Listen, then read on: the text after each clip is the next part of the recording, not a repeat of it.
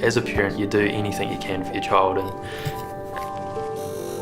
I guess I just went one step further. I had such a great pregnancy with Liberty. We'd had scans and nothing came up. But every time we got a scan, she had her hand over her eye. It was like she knew. There was an issue called microphthalmia.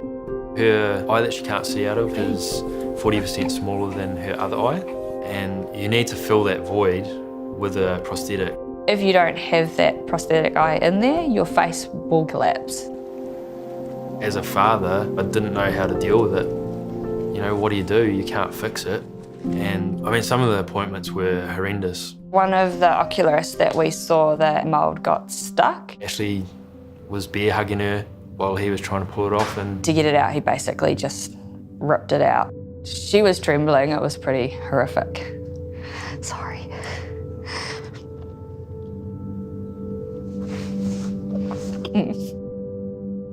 and that was it for me. I wasn't putting through any of that ever again. We literally got home and he was on the computer. I wanted to know how to start making prosthetic eyes myself for my daughter. I was like, yeah, well, maybe we should just let the professionals do it. He just said to me, look what a professional just did to our daughter. I can do it better and I can do it without hurting her. That's when he found the John Pacey Lowry video.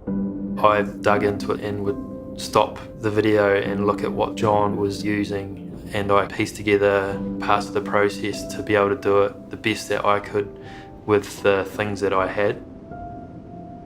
It was really frustrating. I'd get 3/4 of the way through making a perfect eye, and then the last bit of the process I'd stuff up.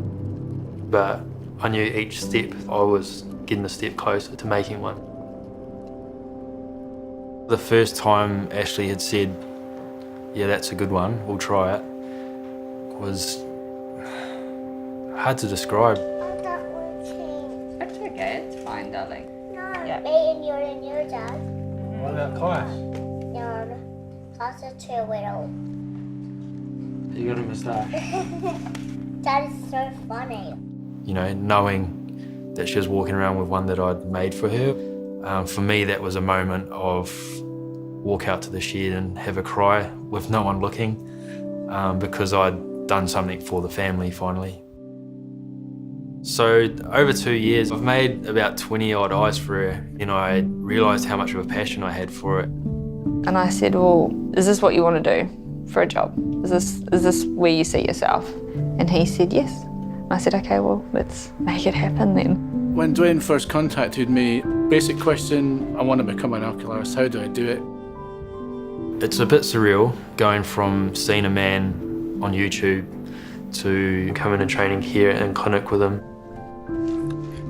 Going from sledgehammers on an oil rig to tiny little machines and iris buttons and stuff is pretty awesome. You start with nothing. At the end of it, you've got a person that is wearing an eye that you've made by hand. But that is very good. Yeah, the movement's amazing.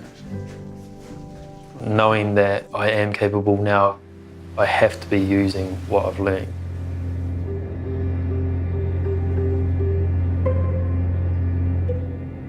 Being back, now it's really all just starting to fall into place. I've got a state-of-the-art clinic. It's really growing into my dream. Oculus Prosthetics is the ocularist practice that Dwayne and I have started. Can you sit here? You can't really explain what it means to people until you experience, you know, sitting there with a parent with their child and being able to have those moments where you see a parent cry because their kid looks amazing.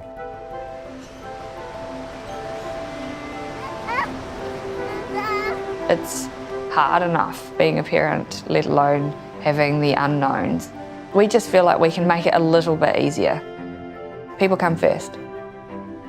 That's how we're going to do it different.